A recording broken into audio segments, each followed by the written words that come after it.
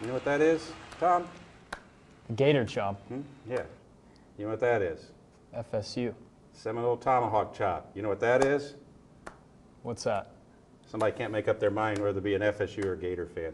Okay, bad joke.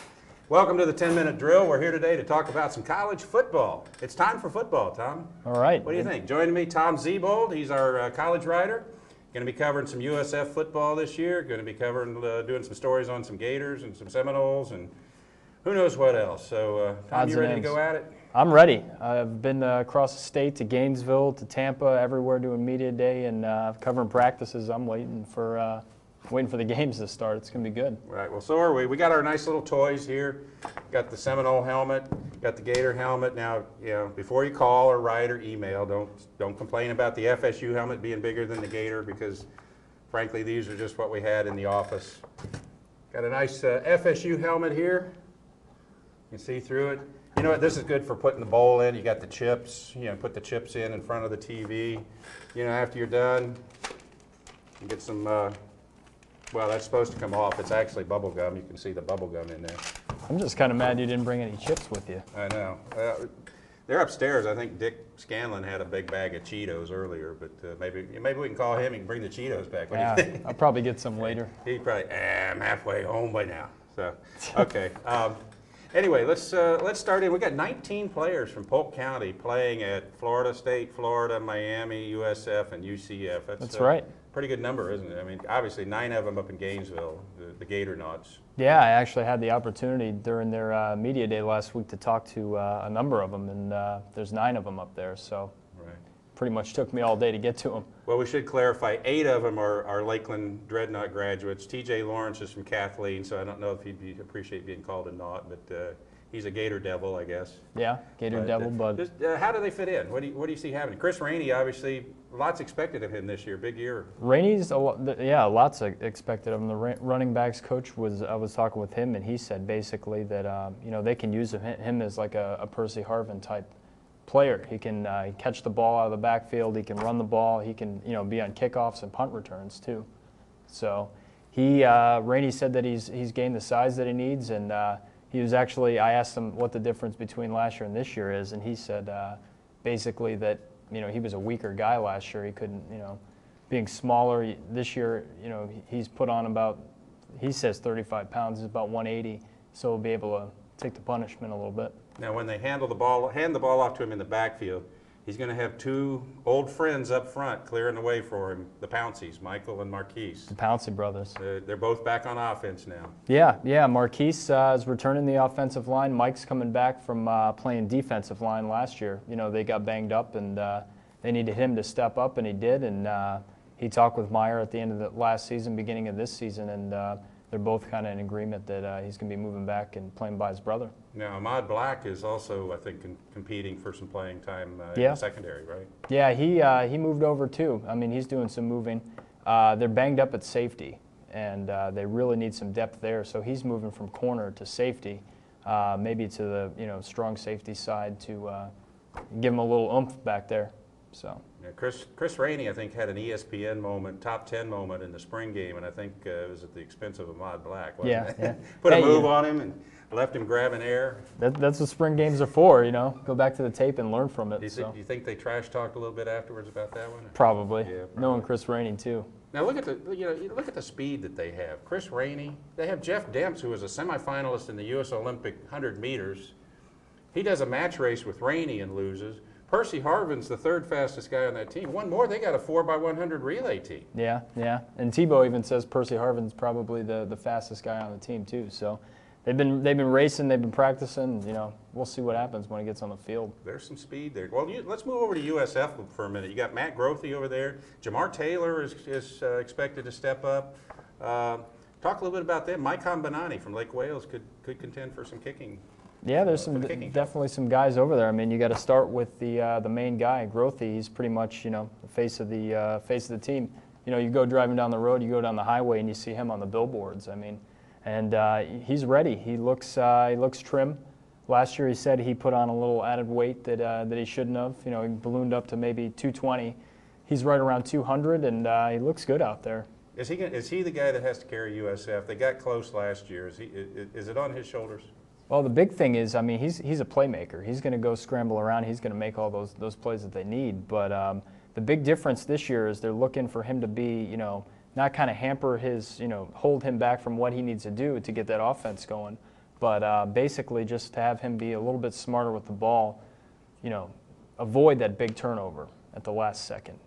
Now, Jamar Taylor originally went to Alabama, transferred back to USF, did play some last year. How big a role will he play? That's a good question. I mean, they got 3 or 4 guys, you know, even 4 or 5 guys that can play a running back position. You got to look at Mike Ford. You know, he's put on 15 pounds. He's a big guy.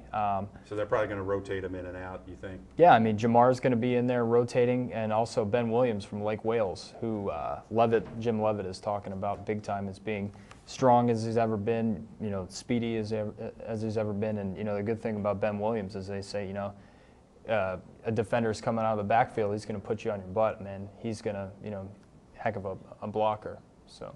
Well, one of the things that's a little unusual this year in the state of Florida in college football is that we're talking about a state that's been a premier state in college football. I think 9 national championships. We've just talked about the top 2 teams in the state. Yeah. We haven't talked about FSU or Miami. They're kind of in the middle of the pack trying to climb their way back up, and this could be Bobby Bowden's last hurrah at getting there. Can they get there? Can they get there? That's a very good question. You know, funny things happen in college football. You know, there's more than likely that they probably won't, but, you know, you can't really count them out. So. And same at Miami. Miami, I think they had a losing record last year. It was like 5-7. Randy Shannon, second year. You know, he sounds a little bit more confident, and it's getting the right guys in there, the right attitude. So that's a big thing for him. First thing they have to do is settle on their quarterback. Yeah. I think Robert Marv is trying to make a comeback from a pretty serious injury, he suffered in a car accident. Marv's coming back, yeah. He's from Tampa Plant, I think it is. Yeah.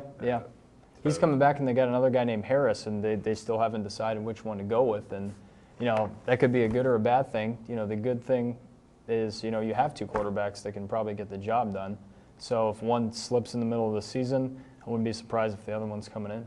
And then, of course, UCF has they've built their program up to where it's a pretty solid program, but they're still, you know, they're in that niche right below the big schools. They're trying to work their way up into that. Where do they rank in there in that hierarchy of power in the state? Right now, it's tough to tell. I mean, they're replacing, you know, a lot of guys on that team, and Kevin Smith, especially the running back. Kevin Smith. I mean, he's in the NFL now. You can't, you know, the guy's breaking records all over the place. You know.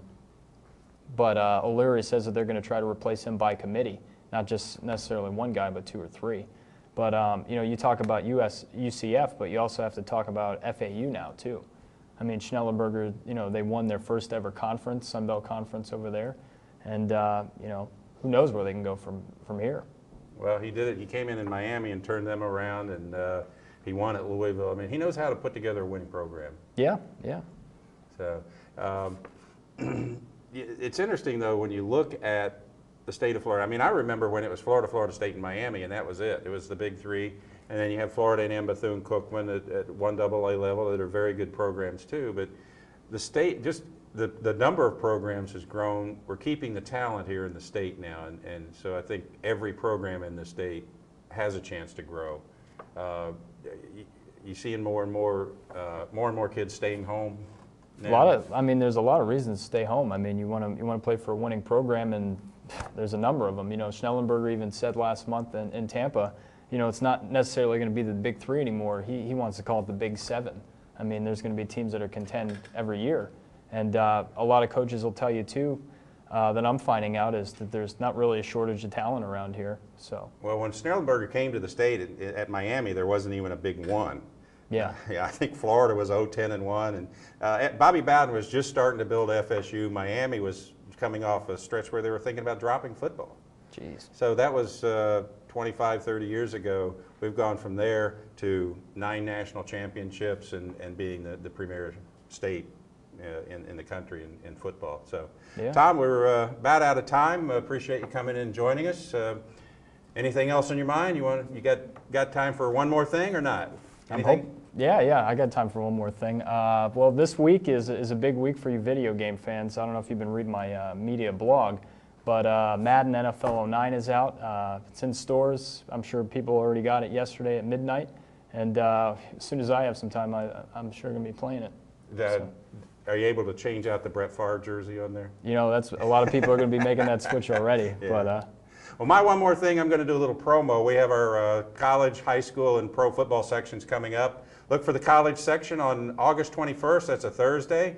Read a lot of Tom's preview stories. He'll take a look at the college season. On August 28th, we'll preview the high schools. And then on September 5th, I believe it is. NFL is that time. a Thursday, September 5th? Thursday? Yeah. I think it's on a Thursday. We'll have our NFL preview. So they'll be coming out on successive Thursdays. And also check the website because we'll have some added features there, some videos and photos and so forth. So check us out. Tons of stuff to check out. Tom, thanks for joining us. Looking Thank forward you. to a college football season. I know you are. You get a chance to get out and see some ball games and Let's see write it some start. stories. And I think FSU is going to have one last hurrah for Bobby Baden this year. That's what he wants. He wants to go out on top, and we'll see if he can do it. All right, well, join us next week when we'll talk about high school football. Thanks for joining us. Hope you enjoyed the 10-minute drill.